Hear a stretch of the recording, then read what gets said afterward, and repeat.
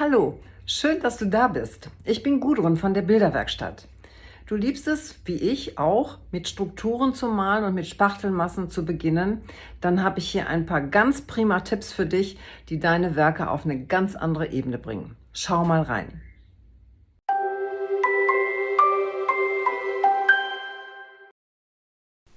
Ja, und hier kommt gleich Tipp Nummer 1 und das ist eigentlich der wichtigste, weil er ganz unten ansetzt bei deiner ersten Schicht Spachtelmasse. Ich habe hier ein fertiges Produkt, du kannst aber auch selbst angerührte Spachtelmassen nehmen und mein Tipp ist, vermeide diese Japan-Spachtel. Ich mache das jetzt hier mal in der ersten Schicht. Du siehst vielleicht, warum ich sage, vermeide sie, weil wann immer du spachtelst, kriegst du diese eckigen Kanten. Klar, wenn du jetzt ein Bild machen willst, wo du genau das brauchst, weil du damit weiterarbeiten willst, okay. Aber in der Regel darf es etwas weicher sein, ist es auch besser, wenn diese Ecken nicht zu sehen sind, und deshalb nehme ich ein Malermesser, das sieht so ein bisschen aus wie so ein Tortenmesser, und damit kann man sehr weich die Spachtelmasse verziehen, legt den Spachtel möglichst flach auf das zu spachtelnde, also gar nicht steil stellen, sondern flach, dann erhältst du diese super schönen, ganz organischen Strukturen, die dann eben nicht harte Kanten sind, gegen die du die ganze Zeit anarbeiten musst. Mein zweiter Tipp ist dann für die Spachtelmasse: Streu Sand ein. Das muss nicht viel sein und das muss natürlich auch nicht den ganzen Bereich bedecken, aber wenn du solche synthetischen Spachtelmassen hast, wie ich sie hier habe, also sehr künstlich, dann brauchst du ein bisschen Struktur, dass das Ganze nicht so plastikmäßig aussieht.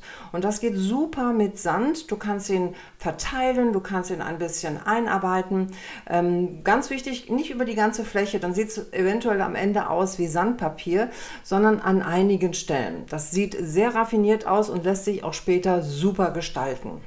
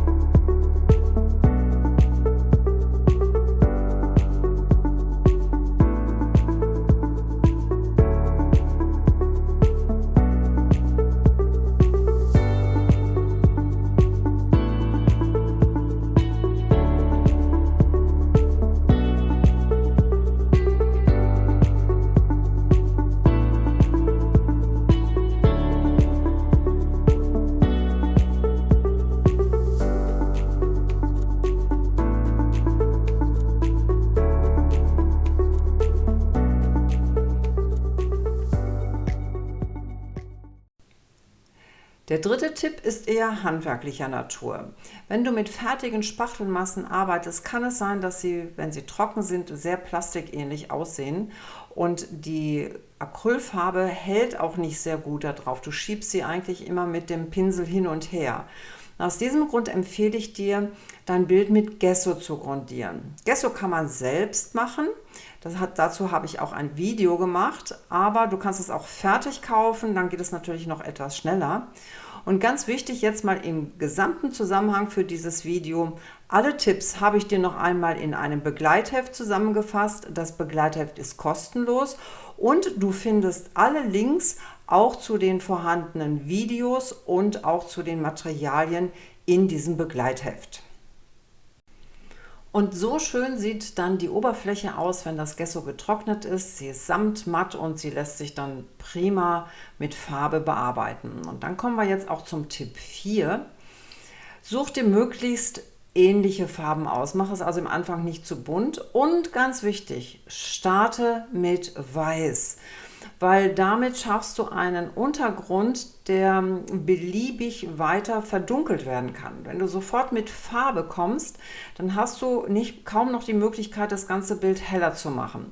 So starte ich mit heller Farbe, also mit Weiß oder vielleicht mit einem Creme, wenn du mit Brauntönen arbeitest, und kann dann nach und nach die Farbe immer weiter vertiefen. Ich nehme jetzt eine kleine Menge von der ersten Farbe, schaue mir mal an, wie das sich mit dem Weiß verteilt, nehme die zweite Farbe dazu und jetzt beginnt ein Spiel, wo immer wieder ein bisschen Farbe hinzugegeben wird. Der Pinsel wird mal ausgestrichen, man schaut sich also an, wie viel Farbe schon auf dem Bild ist, wie viel Farbe es noch braucht und dann kann ich das Ganze nach und nach immer weiter verdunkeln, also intensiver in die Farben geben. Schwarz ist immer sehr gut, um diese teilweise etwas zu leuchtenden Farben zu brechen. Das heißt, ein ganz kleines bisschen Schwarz hineinziehen, dann wird es etwas gedämpfter in der Farbe und man hat aber nicht trotzdem gleich einen anderen Farbton. Also mit Schwarz und Weiß bin ich fast bei jedem Bild dabei und dann kommt 1 oder 2 Farbtöne hinzu. Denke daran, dass du bei jedem Auftrag von Farbe oder auch Vorstrichfarbe wie Gesso, dass du die Ränder mit behandelst, damit es ein einheitliches Bild wird. Und hier wird jetzt auch nochmal deutlich, in dieser ersten Schicht geht es noch nicht um das Herausarbeiten von den Strukturen. Hier wird nur eine Grundtönung des Bildes geschaffen. Wie man die Strukturen betont, das schauen wir uns im nächsten Tipp an. So sieht dann die getrocknete Grundschicht aus und das ist jetzt perfekt vorbereitet, dass wir die Strukturen sichtbar machen und somit zum Tipp Nummer 5 kommen.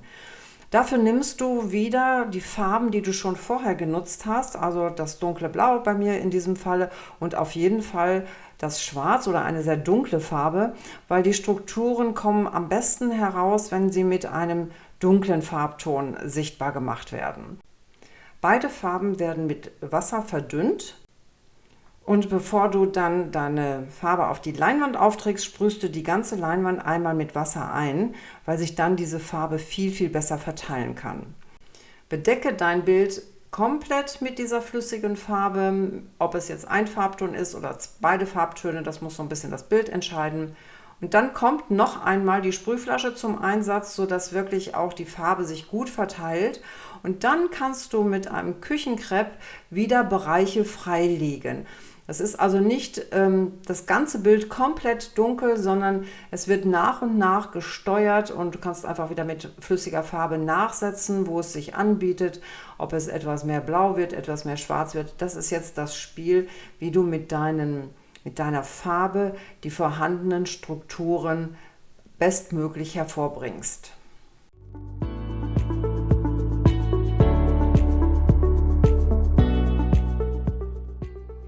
Und wenn dir das Video gefallen hat, freue ich mich über ein Like, abonniere meinen Kanal und klicke auf die Glocke.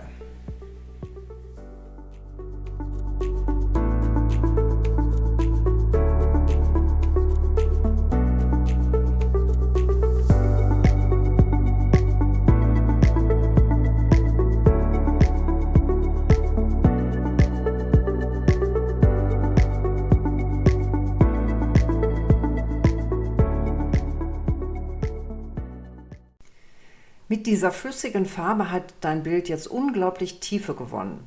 Jetzt solltest du dich um die Highlights kümmern, um die Stellen, die eben höher herausragen. Und das ist mein Tipp 6. Nimm dir einen Farbton aus deinem Bild plus Weiß hinzu und dann mischst du dir mit der Rolle einen hellen Farbton. Achte darauf, dass du die Rolle gut abrollst, also immer in die gleiche Richtung, damit auch die Farbe gut verteilt wird.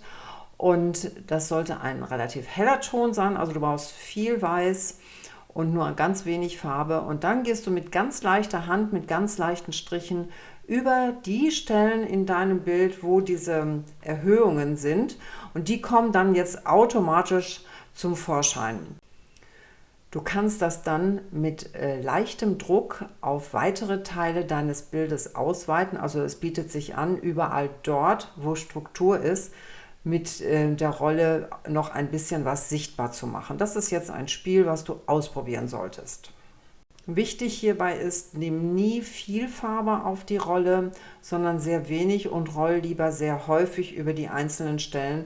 Dann kannst du das ganz gut nach und nach in die Färbung bringen, die dir gefällt.